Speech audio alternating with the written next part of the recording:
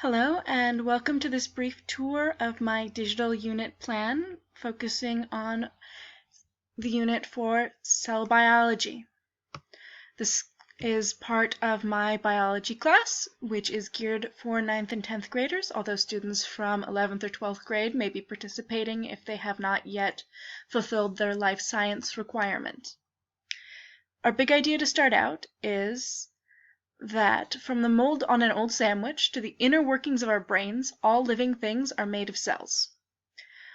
These cells carry out certain basic processes to turn the sun's light into usable sugars and to turn our food into energy we can use to run, think, paint, or play sports. Now, my goal in describing it this way is to emphasize that the processes we are talking about are universal to living things. All living things on Earth engage in these different activities. In these different processes. Photosynthesis is unique to plant cells, but the processes that are involved in the breakdown of nutrients are carried out by plant cells, animal cells, fungi.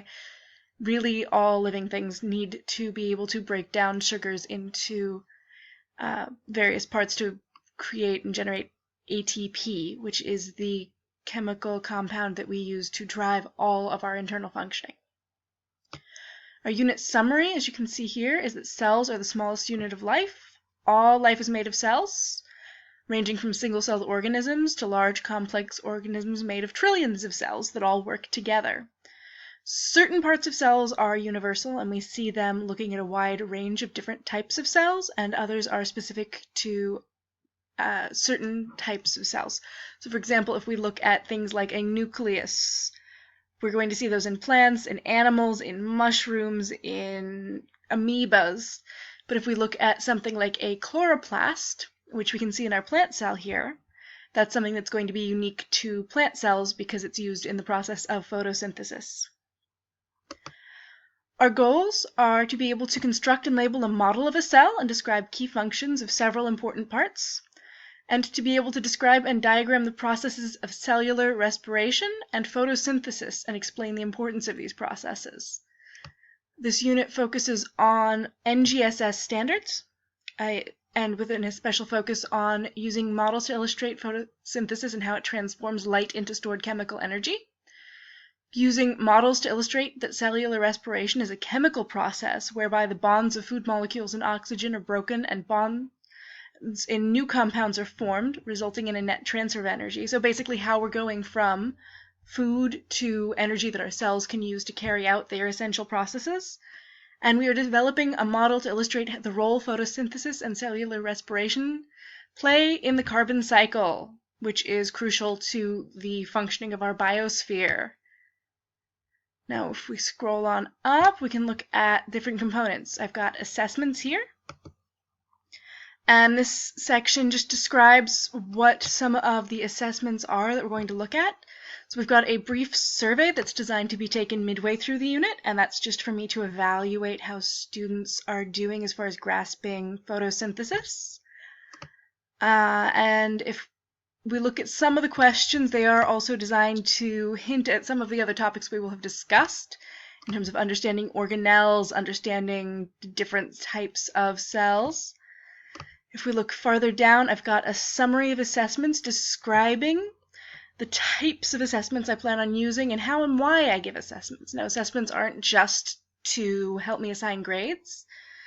Instead, assessments are for me to see how students are learning and what they may already know in some cases. I've got assessments, for example, that I do early in the unit to see what students remember from previous years and to see whether I can build on that knowledge or if there are things we need to review. This unit has 4 formative assessments, which are assessments that take place throughout the unit in order to help me see whether students are learning and retaining the information, or whether we need to go back and review certain topics. And I also have 3 summative assessments, which is to say these assessments are what I'm using to see at the end of the unit how we did, and those are more significant in terms of grading, but also help me understand what I may need to do differently, for example, for future classes. I'm looking at those summative assessments. We've got the Organelle Expert PowerPoint presentation, in which students are going to work in groups and become experts on a particular organelle and present it to the class. Cell City Stories project, in which students are going to create a short story or comic book that gives a tour of a cell and it explains the different processes such as photosynthesis and cellular respiration that occur within the cell. And finally, we have an end of unit exam, which is a more traditional form of assessment. And it's going to include multiple types of questions. I will have some true, false, and multiple choice, but I will also have free answer questions, opportunities for students to express as much as they know about topics. They can include diagrams, things like that, to help me really see what they know and understand. I've also got a slideshow here to help you see and keep track of the different assignments and kind of give you an overview of when they're going to occur throughout the unit. So we see we've got descriptions of the assignments, of due dates, and various information in there to help students be prepared and stay on top of things. And finally here we have the rubric and directions for the Organelle Expert PowerPoint. So I have a description of the process and my expectations. There's room for students to write down who they're working with and what their organelle is going to be. And I also have the rubric that is used to grade students so that they can know exactly what it is that I'm looking for in their presentation. I really don't want there to be any surprises. I want students to know what to aim for. Next, I've got lessons here. So one of the lessons is the teacher lecture.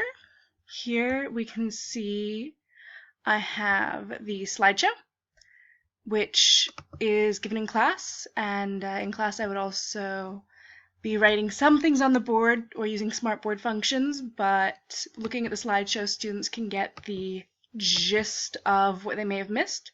There are also a couple of embedded videos that they can take a look at to help them understand a little better what's going on. And I'm hoping that this is a useful resource for students who may miss that day in school, and also a good resource to come back to and take a look at because it's got a good bit of information about different organelles and can be a good starting point for students in terms of studying and reviewing. Alongside that, I also have the notes that I gave out in class for students. They're fill-in-the-blank notes, as well as room to sketch and describe and answer a few questions about the different organelles. Now from here we can go onward. We've got the Weber-size assignment as well as the graphic organizer assignment. And looking at our graphic organizer assignment, we've got a couple of embedded videos we can take a look at, focusing on photosynthesis as well as cellular respiration. And students should start out by watching those, which they can watch and rewatch at their leisure or pause as they need to. And then go ahead and go to Bubble, which is a website that they can use to create a mind map. And if we go down here, I've got a sample of what that map can look like. So if we zoom in on this a little bit, we can zoom in, we can go and see the different branches and kind of explore that a little bit. And that shows us a lot of different aspects of the information that we're going to need to understand about photosynthesis and cellular respiration. Moving on from there, we have the unit resources section. And in our unit resources section, I've got various supplemental resources. I've got a video here that I thought was very interesting for students potentially. It's just a short history of cell theory and how we came to understand so much about cells. Moving down, I've got many different resources. I understand that this is a difficult topic for a lot of students to really visualize. So for example, we can briefly pop off and take a look at this one. And it's got a variety of different animations if we click on those links. Now going back to our class website, we've got the Cell Builder activity, which allows you to physically, well, via the sort of interactive online game, go through the process of building the cell, and we learn about the different organelles, and it'll tell you if you're missing something or if you need to add something. Cellcraft is an entire game, which I considered a fabulous resource. This is, again, an interactive from PBS. As we go down, there's a Jeopardy game, variety of different interactives, including some created by the Nobel Media Corp, PBS, a variety of really well-known, reputable organizations. There's one game based on Super Mario. So really there's a wide variety that can be used as a starting point for studying or just for review as we're going through the topics. Here we have a link to the biology homepage for those who want to go back to my main website. And then finally, under Digital Unit Plan Template, you can click and you will see just basic information about what is included in my digital unit plan and how it was put together. So thank you for joining me on this brief tour of my digital unit plan, and have a great day.